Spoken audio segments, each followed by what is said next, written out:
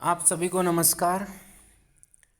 आज के इस वीडियो में हम पढ़ेंगे मूल्यह्रास के संबंध में अंकेशक के कौन कौन से कर्तव्य होते हैं।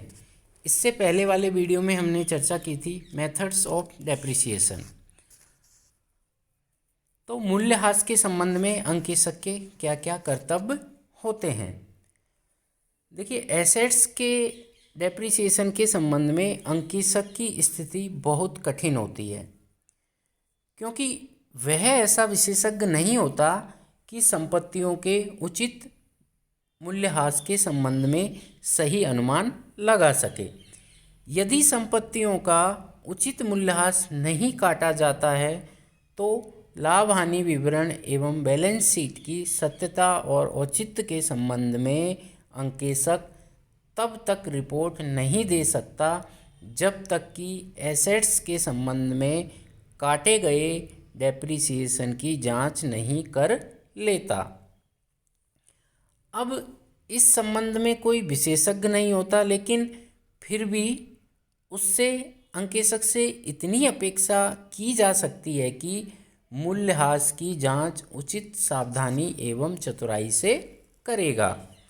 तो इन सब को देखते हुए अंकेशक को निम्न कार्य करने चाहिए। मतलब कि मूल्यह्रास के संबंध में अंकेशक को ये 6 बिंदु का अच्छे से अध्ययन कर लेना आवश्यक होता है।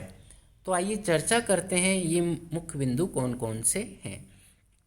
सबसे पहला है आपका मूल्यह्रास के औचित्य की जांच। मतलब अंकेशक को देखना चाहिए कि संपत्तियों के संबंध में जो मूल्यह्रास यानी जो डेप्रिसिएशन काटा गया है वह न तो अधिक हो और न ही कम हो।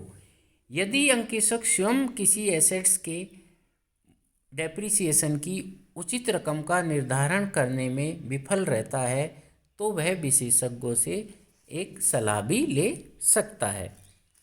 सेकंड, हम बात करें मूल्यह्रास की पद्धति के औचित्य की जांच। कहने का मतलब अंकेशक को देखना चाहिए कि किस एसेट्स का मूल्य डेप्रिसिएशन कौन सी पद्धति से काटा गया है और वह पद्धति उचित है या अनुचित। इस चीज़ के बारे में भी अंकेशक को ध्यान देना आवश्यक होता है। थर्ड नंबर पॉइंट की हम बात करें तो प्रबंधकों द्वारा किए गए कार्यों की जांच, यानी उचित डेप्रिसिएशन का निर्धारण करना तथा राइट ऑफ करना कि प्राथमिक रूप से प्रबंधकों का कर्तव्य है। अब अंकेशक को देखना चाहिए कि प्रबंधकों ने अपने कर्तव्य का किस सीमा तक पालन किया है। एसेट्स की आयु आदि के संबंध में प्रबंधकों द्वारा विशेषज्ञों की राय ली गई है अथवा नहीं। तो इन सब चीज़ों की भी अंकेशक को जांच करनी चाहिए। चौथे नंबर का बिंदु आता है हमारा कानून एवं अंतर नियमों का पालन। ठीक है, तो इसमें अंकेशक को देखना चाहिए कि यदि किसी एसेट्स के डेप्रिसिएशन के संबंध में कोई कानून बना हुआ है तो उसके नियमों का पालन किया गया है या नहीं। जैसे कंपनी विधान यानी कंपनी अधिनियम 2013 के अंतर्गत कंपनी की फिक्स्ड एसेट्स के मूल्यह्रास के संबंध में प्रावधान है। अंकेशक को एक कंपनी का अंकेक्षण करते समय देखना चाहिए कि इनका पालन किया गया है अथवा नहीं। अगली हमारा आता है पॉइंट चिट्ठे में निरूपण यानी प्रेजेंटेशन इन बैलेंस शीट। तो इसमें अंकेशक को देखना चाहिए कि बैलेंस शीट में एसेट्स के मूल्य में से डेप्रिसिएशन को घटाकर दिखाया गया है, न कि संपत्ति एसेट्स के मूल्यह्रास के पश्चात रहा हुआ केवल शेष।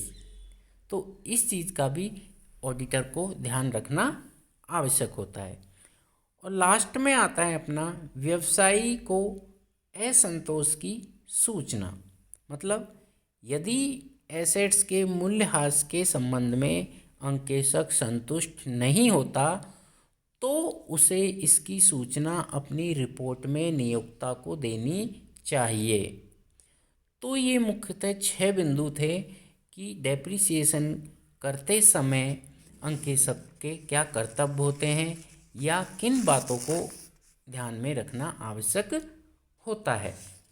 अब अगले वीडियो में हम चर्चा करेंगे डेप्रिसिएशन के उद्देश्यों के बारे में। धन्यवाद।